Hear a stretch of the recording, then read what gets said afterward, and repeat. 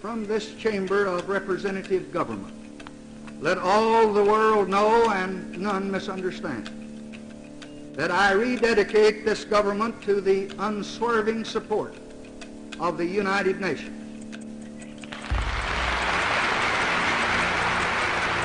Early June 1967. The six-day war in the Middle East between Israel, Egypt, Jordan, and Syria is underway.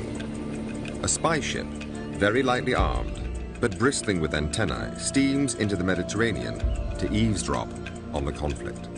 It is patrolling in international waters off the Egyptian coast. At 2 in the afternoon, on June the 8th, with the war reaching its climax, Israeli jets and motor torpedo boats launch an unprovoked attack on the ship. They drop napalm and strafe its decks with rockets, cannon fire, and armor-piercing rounds before trying to sink it with torpedoes.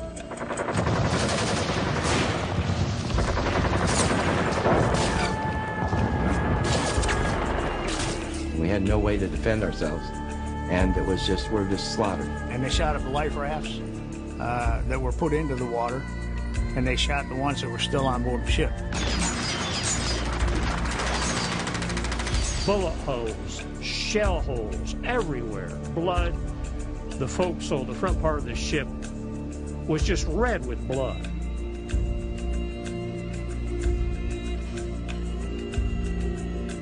Throughout the attack, the ship flies the Stars and Stripes, the flag of Israel's closest ally, the United States of America. Its name, the USS Liberty, is freshly painted on its stern, and the bow carries the distinctive numbers of an American naval vessel. Out of a crew of just under 300, there were 34 killed and 172 injured in varying degrees to life-threatening, life-debilitating injuries. So that was more than 2/3 of the crew.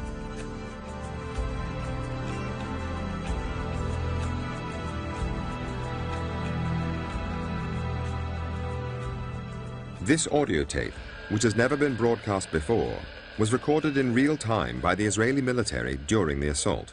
The woman's voice in the background is counting down the seconds. It proves that Israeli commanders knew all along that they were attacking an American ship.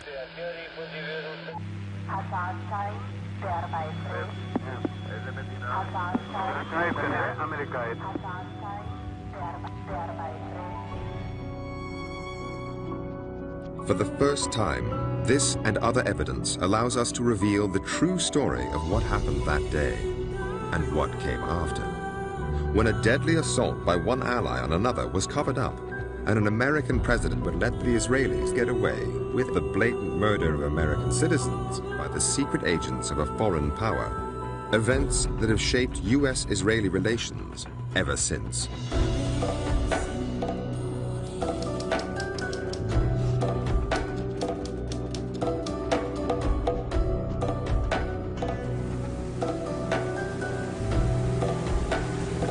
The United States Navy Memorial in Washington, D.C., June the 8th, 2014. Every year, on the anniversary of the attack on the USS Liberty, survivors, relatives, and supporters gather together. It's a remembrance of those who were killed that day, the 34. I'm Dave Lucas. I was in charge of the deck force. I was 25. My first child was born when I was one day out on that cruise. So as long as they're survivors and maybe children of survivors, I think this will probably be an annual event. And salute. Forward. The names of the 34 killed are read out. Oh. Jack, Raper. Punctuated by the tolling of a Navy bell. And the playing of taps, the traditional military funeral lament.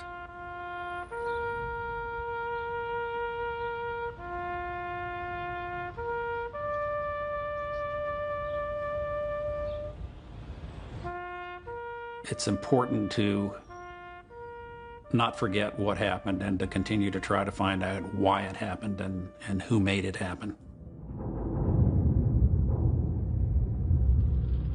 In the summer of 1967, America was in turmoil. But one issue dominated.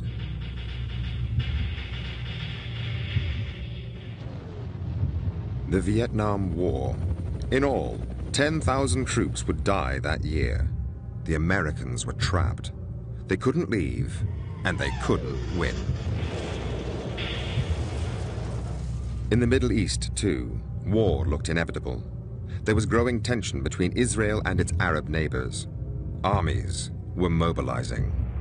Israel promised the White House they would not attack first, but on the 5th of June, they jammed radar sets at the U.S. Embassy in Tel Aviv, so the Americans couldn't detect their jets taking off to launch a surprise assault on Egypt. Meanwhile, the USS Liberty was sailing across the Mediterranean into the war zone. Liberty was a state-of-the-art intelligence-gathering vessel of the time, and what we did is we listened. We were a listening ship. My name is Lloyd Painter. I was a research officer. We could receive any signal that was out there, low band, high band, anything, intercepting it, recording it, and we did have on board some translators who could have immediate translation of what was going on. We would actually bounce signals off the moon back to NSA. We're spies. I'm Jim Cavanaugh. I was a communication technician aboard the USS Liberty, and I intercepted Morse code. We're spies. I mean, we're intercepting messages from embassies, military bases, police, anything and everything that we could get to ensure that the United States was comfortable with what was going on in the world and no one's conspiring against us. And basically, it was to protect our interests.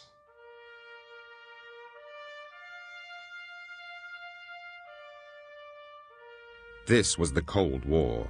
American President Lyndon Johnson knew that the Russians already had substantial military influence in Egypt. He needed to find out what they were going to do next, to make sure that a local conflict did not become a world war, with the USA backing Israel and Russia siding with the Arab cause. I was assigned as a Russian linguist aboard the ship. I'm Bryce Lockwood, United States Marine Corps, retired. The Israelis, our primary purpose was to intercept communications of the Russian spy aircraft as it were at Alexandria, Egypt, and that was our job, was to find them.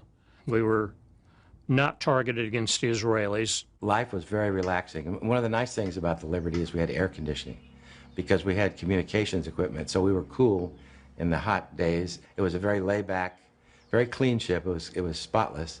The morale was pretty high, I mean, very high. By the time the Liberty arrived off the coast of Egypt on the 8th of June, the war had just 2 days left to run. Israel had seized the old city of Jerusalem, the West Bank, and the Gaza Strip. Jordanian forces were beaten, and Egypt was conceding defeat. Only Syria held out. The airwaves were dead. The only voices we did get were those of Israeli or Hebrew was what we were hearing. My name is Bob Wilson. I worked for NSA on June the 8th, 1967, when what we were trying to monitor, find something coming from the direction of Egypt. There just was nothing. They owned the skies and the ground and everything. I don't think there was anything moving at that time that they didn't know about. I was listening to the chatter the night before. They knew it was an American ship that came into the area. They knew who we were. 5:15 a.m., first light. The ship's log recorded an Israeli photo reconnaissance plane flying over the Liberty. It was easily identifiable as a Nor-Atlas aircraft, and those are photo reconnaissance aircraft. Israeli records obtained by Al Jazeera show that their reconnaissance plane reported the Liberty as an American spy ship, hull number GTR-5. Well, I was on the bridge. I'm John Scott. I was the damage control officer. And it circled the ship kind of in a broad circle and headed back towards Israel. Israeli planes then continued to fly over the Liberty all morning. And they would do half-moon passes over us, and we saw that they were Israeli. They were slowly lumbering over our ship, and we were waving at them, they were waving at us. They were sophisticated, almost as sophisticated as we were as far as surveillance and technology. They had everything. We supplied them with all the technology to this day. And I felt that we were in great shape because they knew who we were. They're our friends. We felt safe. Actually, it was a secure feeling to see them. There was one other thing which made the crew feel safe.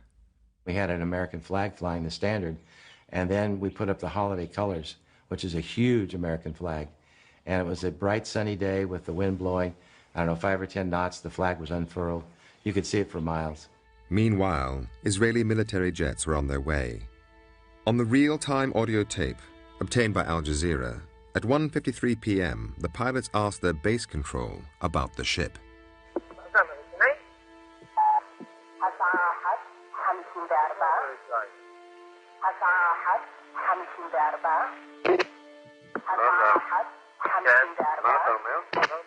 The USS Liberty was the only ship of any size in the area. The American Sixth Fleet, including 2 aircraft carriers, was 500 miles away. Oh, it was a great day. Hello, I'm Jim Smith. I was a damage controlman in engineering. I mean, I'm 20 years old at the time. I come from a small town, used to throw hay bales in the summertime for $1 an hour. Sun was shining, blue sky, clouds, nice, people sunbathing on the deck. We had lunch, and 5 minutes later, maybe, here came the jets, and nobody really knew what was happening until they started firing at us.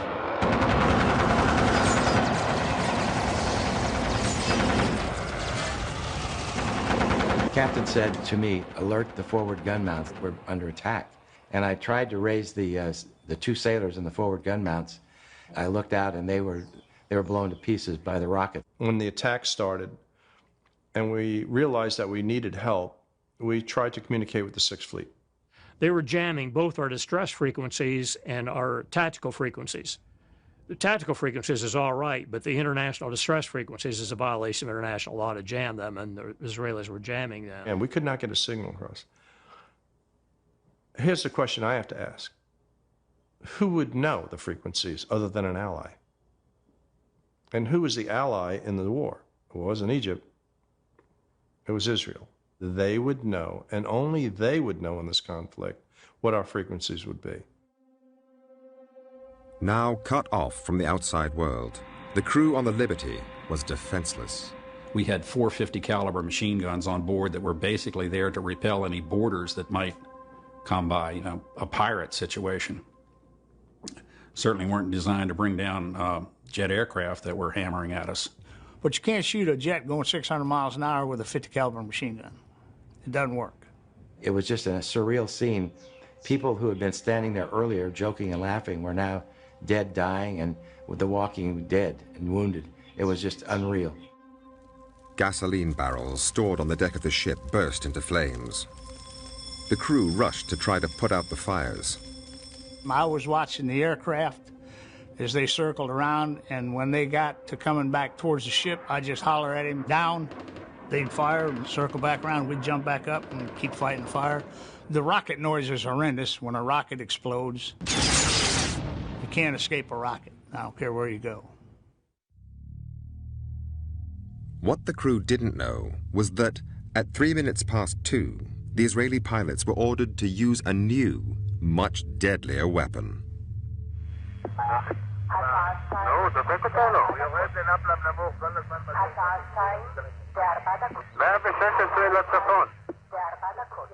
The biggest problem, I guess, from that was the napalm, which they dropped from the airplane. The napalm had burned, scorched almost the entire front part of the ship, the bridge area. The whole top side of the ship had been set on fire, and it was all charred. It was no longer navy gray. You have to stop the fires, to stop the flooding, to keep that ship afloat. That's your home. You got nowhere else to go. You can't pack up and go down the road, because there is no down the road. Up above, the Israeli military argued about what should happen next and who should sink the Liberty.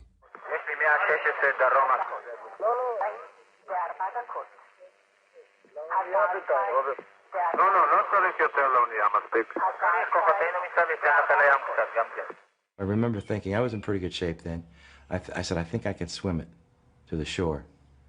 And then I thought sharks. And I thought a lot of things, all quickly, you know.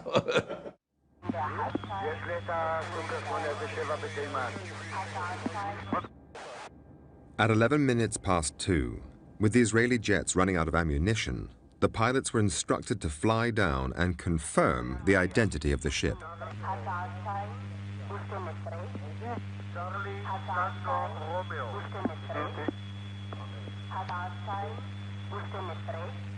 It was now 12 minutes past 2, and the Israeli control tower knew for certain this was an American ship, the same one its forces had first identified at 5:15 a.m. that morning, and then buzzed again during 7 additional reconnaissance flights throughout the day.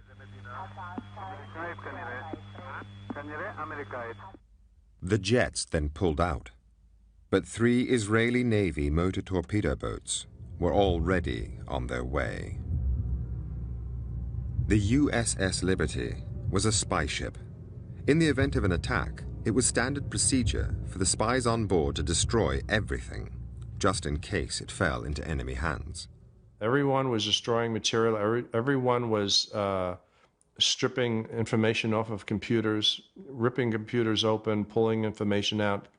That's something you just don't want to hear aboard ship. You've done all this work, collected this intelligence and processed it, and now you have to destroy it. You just didn't want the enemy to get a hold of anything classified. At 2:35, the Israeli motorboats fired 5 torpedoes. 4 missed, but 1 hit.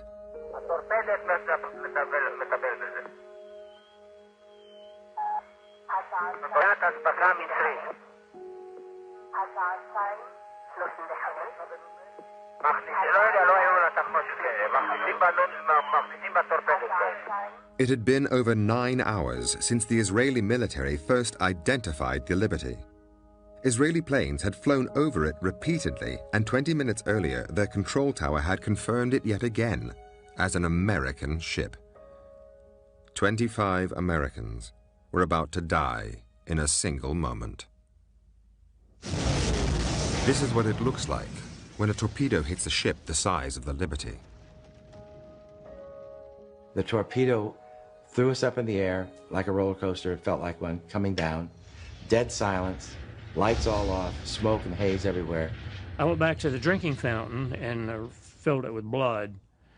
Reached down to get a drink, and a black man stared back at me.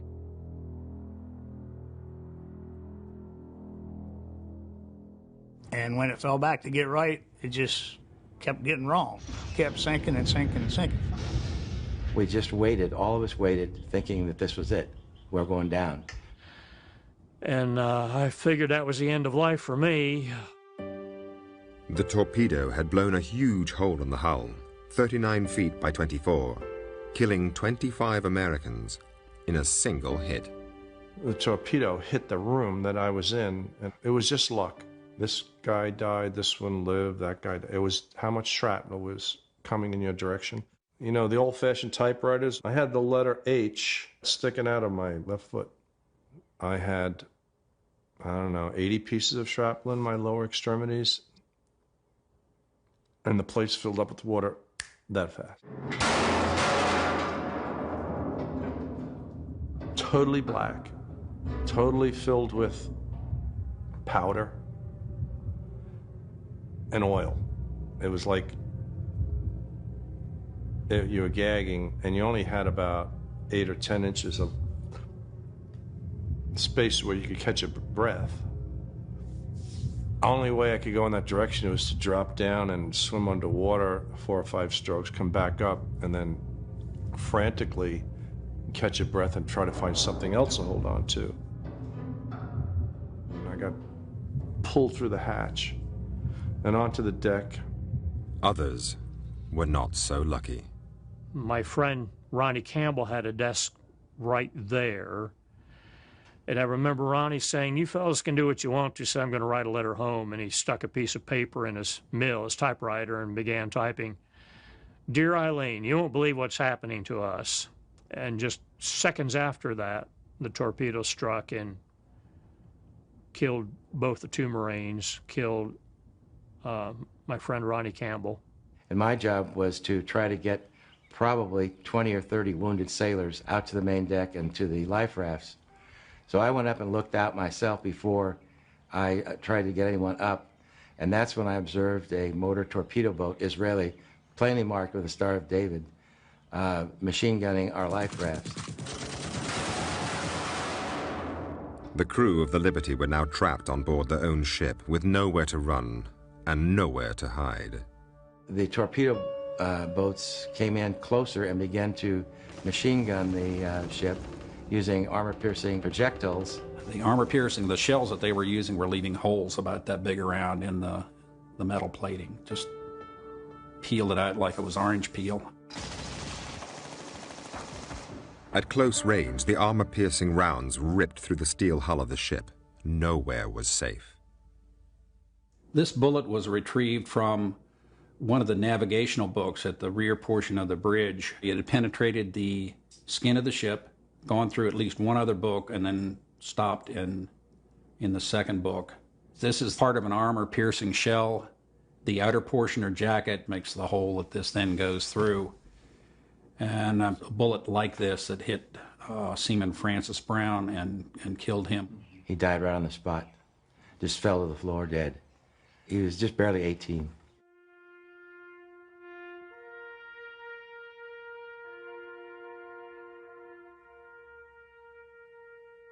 There weren't enough helmets to go around for everyone. It was like sitting in a cardboard box and having somebody shoot through it. The bullets were just coming everywhere.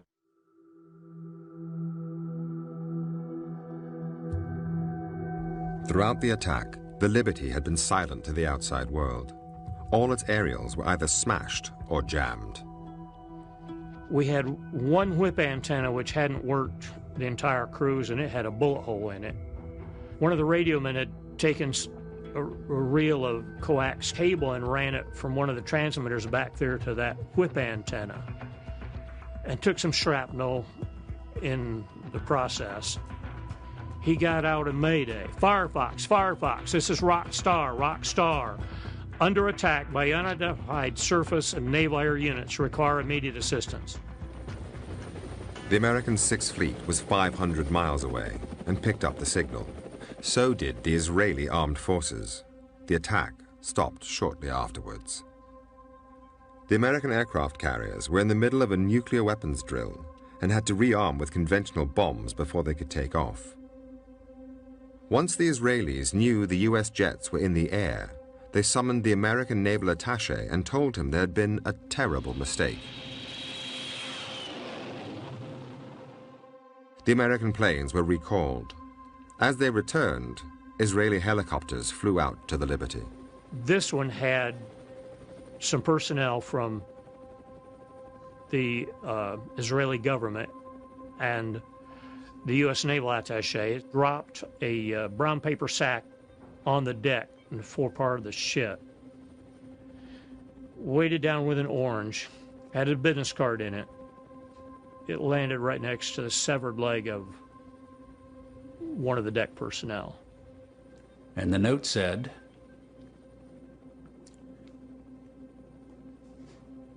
"Do you have casualties?" Pretty obvious that there were casualties. I mean, there's still body parts and blood streaming down the bulkheads. So his message, "Do you have casualties?" was kind of out of place. One of the sailors carried that sack back to the captain, and the captain took out the note and read it, looked up at the helicopter and popped the social finger at him.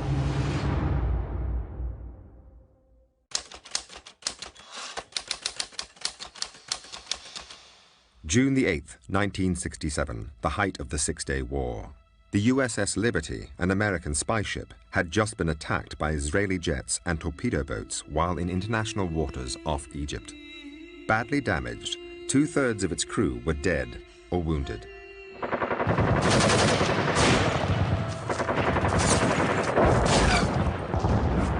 As soon as the news reached Washington, the attack on the Liberty instantly triggered a domestic political crisis. According to documents released under the Freedom of Information Act, one solution suggested in American government circles was to sink the Liberty so journalists could not photograph it and inflame public opinion against the Israelis. The NSA rejected this idea with an impolite comment. Handling the media became the top priority. I was taken to my home in White Oak, Maryland. My name is Patricia Blue Rashakas, and my husband was killed on the Liberty. And by the time I got there, there were any number of people from the National Security Agency there. They were there to make sure that I didn't speak to anyone from the press, and I didn't. They stayed night and day. Back in the Mediterranean, the Liberty was now listing at 10 degrees, a massive hole in the hull, above and below the waterline. The planes that they said they were sending to us never arrived. What I was afraid of, and I think most of us, was that we were going to sink. Well, the mess decks was pretty much littered with the wounded. It looks like something out of a horror movie, with people standing around or lying, wounded and dead and stunned, heads missing, parts of their bodies. The Liberty had only one doctor on board, with very limited medical resources. There was not a table that wasn't being used with a body on it or a wounded body on it.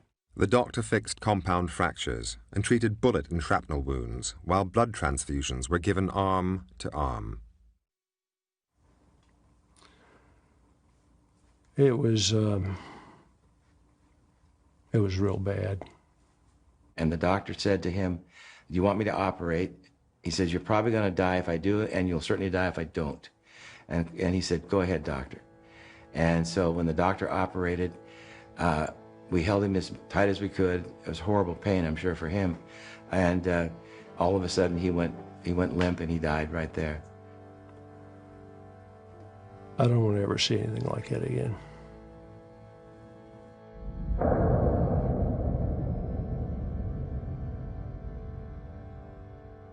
Captain McGonigal received a pretty bad leg injury, lost a lot of blood. He was navigating by the stars. We had a little bit of power and tons of water in our belly, which meant the ship waved back and forth all night long. The next day, American ships arrived to take the injured and the dead off the Liberty. The American government now made sure that no journalists could get anywhere near the crew. When they took the severely wounded to various parts, they actually posted guards on their rooms so that no one could be interviewed by the press. The total press blackout was in effect. Back in Washington, the government ensured there was little information for the press, while politics went on behind closed doors. I was told to go up urgently to the 7th floor. Well, my name is Bill Woolley. I was in charge of the Arab-Israel desk. Sit in because the Secretary of State himself, Dean Rusk, had summoned Ambassador Harman of Israel to come in urgently. And so I sat through the meeting taking notes, and in a loud voice, the Secretary was really demanding some explanation for why and what had happened. The ambassador himself seemed to be ignorant of the incident. He immediately said, "I can't believe what you're telling me. It would be impossible. It would be unheard of." It was especially tough for Lyndon Johnson, to date the most pro-Israeli American president in history. Johnson was in a very tough mood. I'm Tom Hughes. I was director in the State Department, director of intelligence and research at the time of the Liberty incident in '67. Attack on the Liberty, Johnson himself briefed Newsweek magazine off the record that the Israelis had attacked, and the reason they'd attacked was that they thought this was an intelligence ship that was intercepting perhaps Israeli as well as Egyptian communications. But then everything changed. The fact that Johnson himself was the leaker and briefer of Newsweek was soon leaked. And this alarmed, of course, the Israeli embassy and their leading friends in the Jewish organizations. The Israeli embassy regarded this as a major problem, and that what Johnson had told Newsweek practically amounted to blood libel. Declassified Israeli documents show they were going to threaten President Johnson with blood libel, gross anti-Semitism, and that would end his political career. Blackmail. This is Admiral Bobby R. Inman, U.S. Navy retired. I'm a former director of the National Security Agency. But they know if he is thinking about running again, he's going to need money for his campaign. So alleging that he's blood libeling is going to arouse the Jewish donors. The Israeli government hired teams of lawyers, some of whom were close friends of Lyndon Johnson, and began an all-out offensive. They lent on the media to kill critical stories and slanted others in favor of Israel. There was a campaign mounted to see if what could be done about returning Johnson to his normal, predictable pro-Israeli position. At the time, Johnson was still undecided as to whether to run for president the following year. Efforts were to be made to remind the president of the delicacy of his own position, that he personally might lose support for his run for re-election in 1968. Israeli tactics were clever. They identified Johnson's soft spot, the war in Vietnam, and gave him two extraordinary gifts, neither of which were made public at the time. The first was political. One of Johnson's complaints about Israel was that many of the Jewish organizations and the heads of leaders in the Jewish community were opposing him on Vietnam, and they were suddenly becoming more silent on Vietnam as the Liberty crisis moved. So he also knew that there was a move back in his favor if he was moderate on Israel. There was a second gift, much more secret, but vital to the American president. The dreadful death toll in Vietnam was dominating the domestic news agenda. The North Vietnamese had Russian surface-to-air missiles, which were bringing down American aircraft on a daily basis. The American military attaché in Israel got a surprise visit from a senior Israeli intelligence officer. Took some helicopters and went across the North Red Sea to the surface-to-air missile sites, and not only captured them, but took back everything. The launchers, the missiles, the maintenance manuals, the rest of it.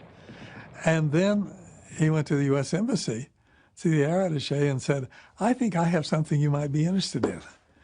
And of course, those were the same missiles that our aircraft flying over North Vietnam were encountering day to day. And countermeasures was a huge issue.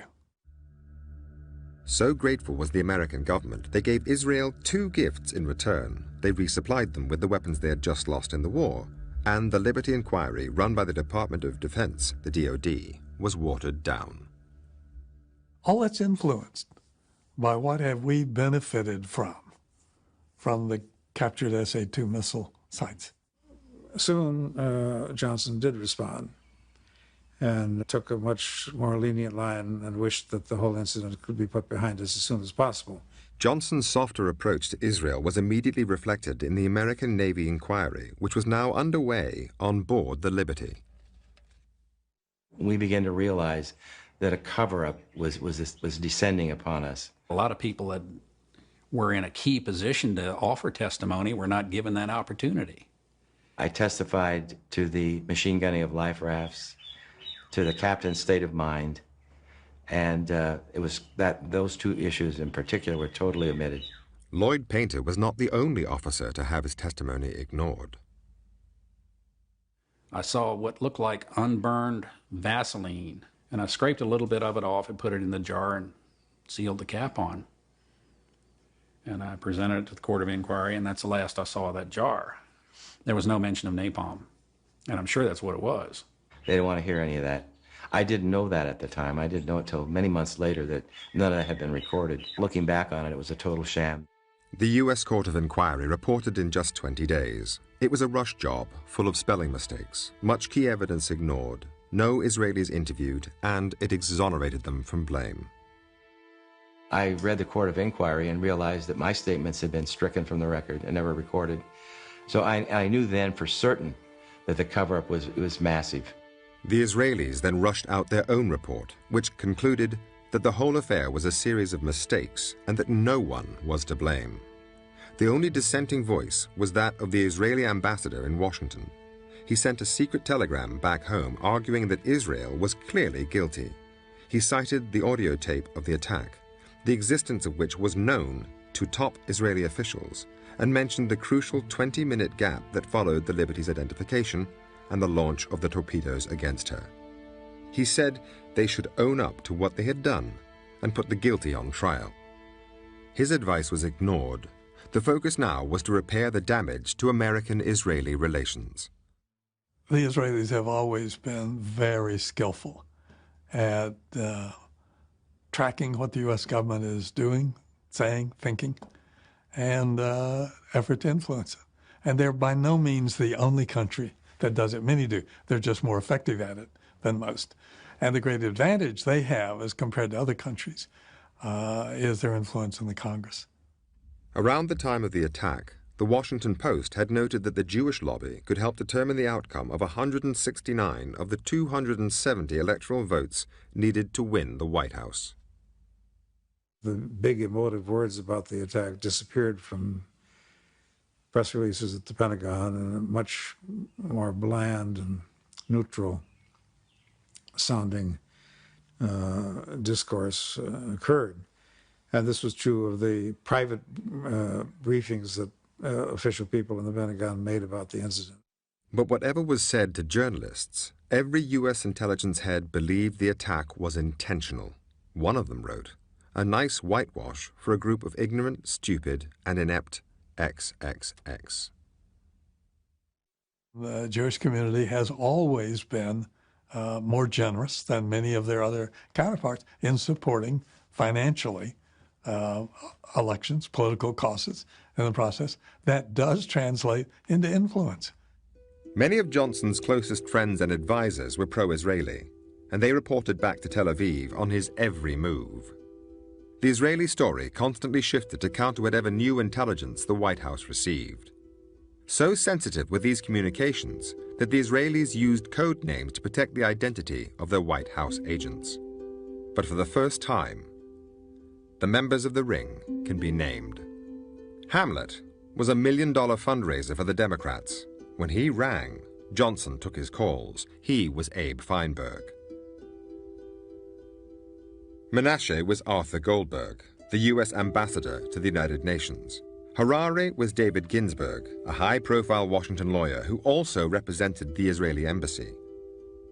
Ilan was Supreme Court Justice Abe Fortas.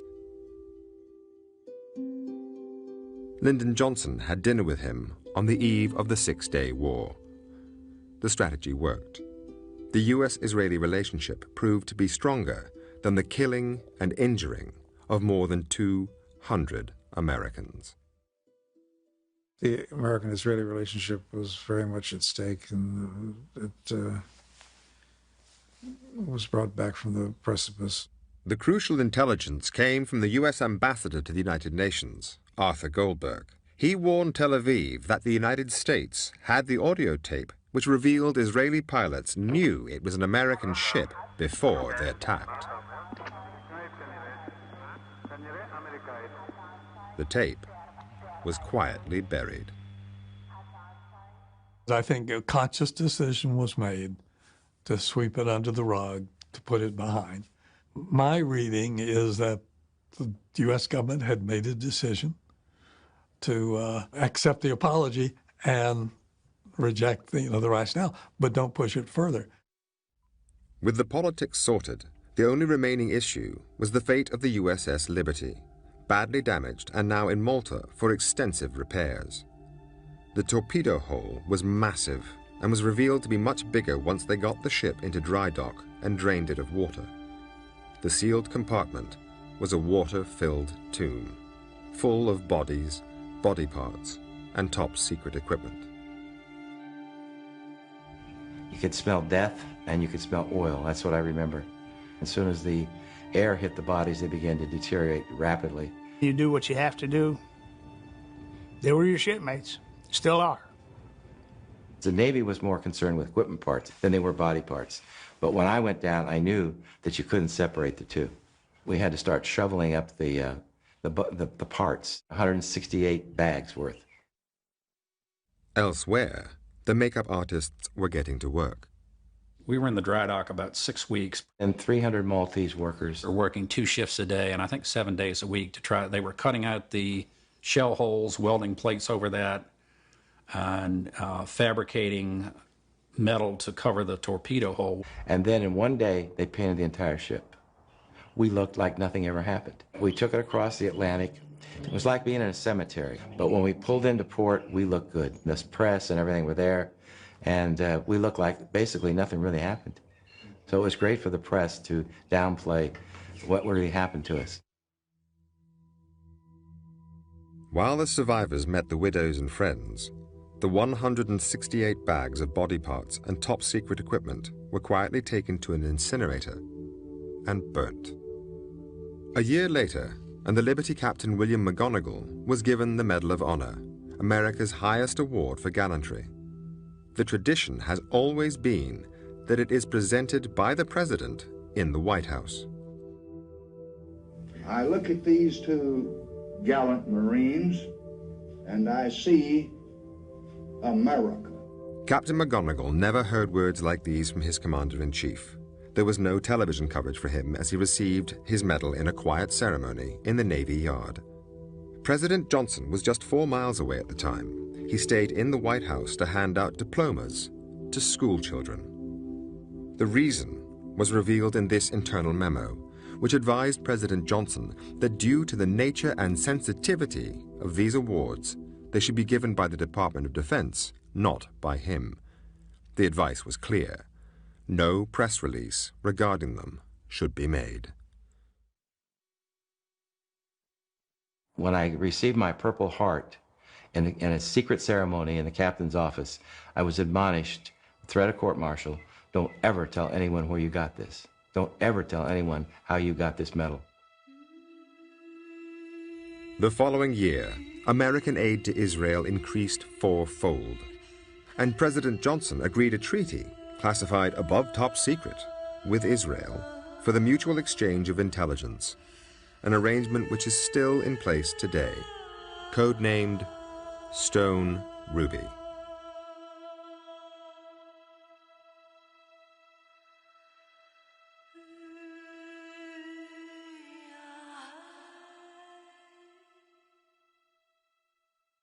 One of the things that bothers me is there wasn't a nice explanation of what went on. No one wants to talk about the why. The big secret the Israelis wanted to protect was their next move.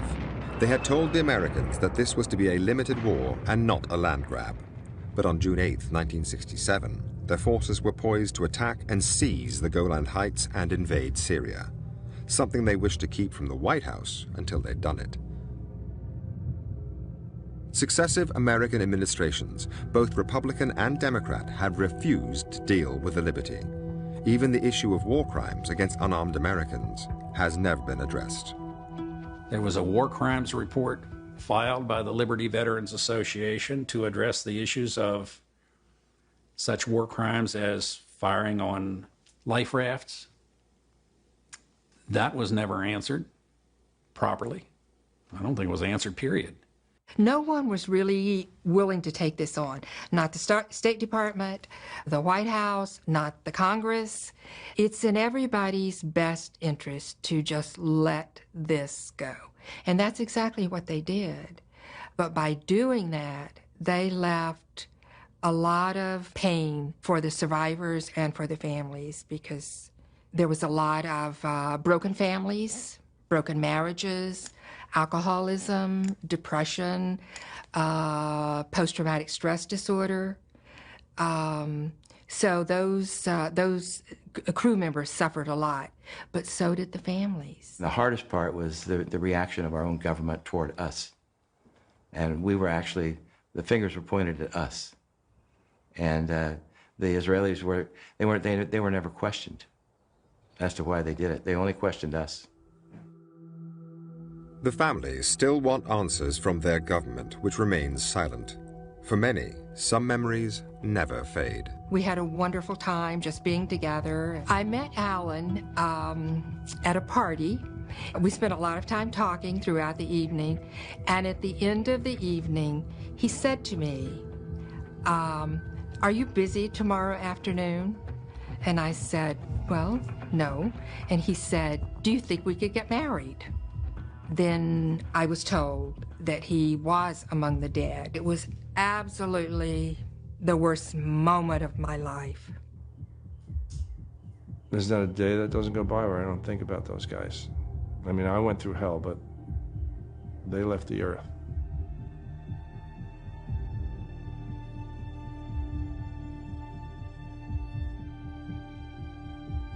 When I'm walking up to the mass grave, I still feel a connection with those people. Hard to explain, but it's still there, so I want to remember that connection as long as I can. What we shared, what we felt.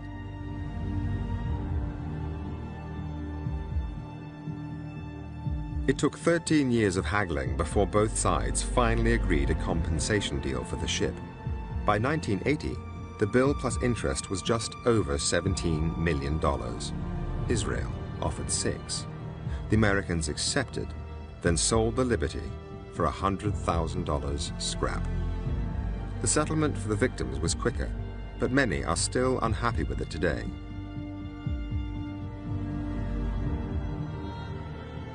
Not feel it was a fair settlement. I would have fought it.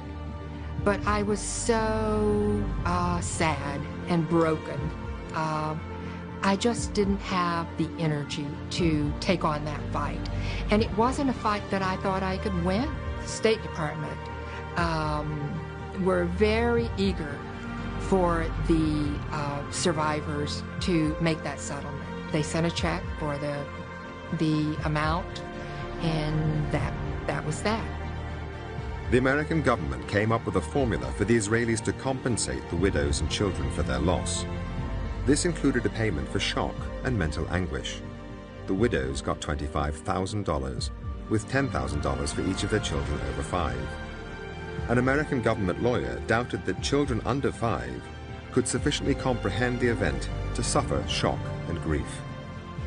The U.S. proposed they should therefore receive nothing, an offer the Israelis accepted. Since the attack on the Liberty, the USA and Israel have grown ever closer. At the time, George Ball, the U.S. Undersecretary of State, noted that it seemed clear to the Israelis that, as American leaders did not have the courage to punish them for the blatant murder of American citizens, they would let them get away with anything. France is making $60 million available to survivors of the Holocaust who live in the United States and Israel. Those reparations date back to France under Nazi rule. At the time, the country's train company, SNCF, used these trains to deport 70,000 Jews to concentration camps. The U.S. worked with France to set up the fund. Those who were deported can file a claim at the State Department website for a piece of the $60 million. Survivors or their family members. So let us put an end to the teaching and the preaching of hate and evil and violence.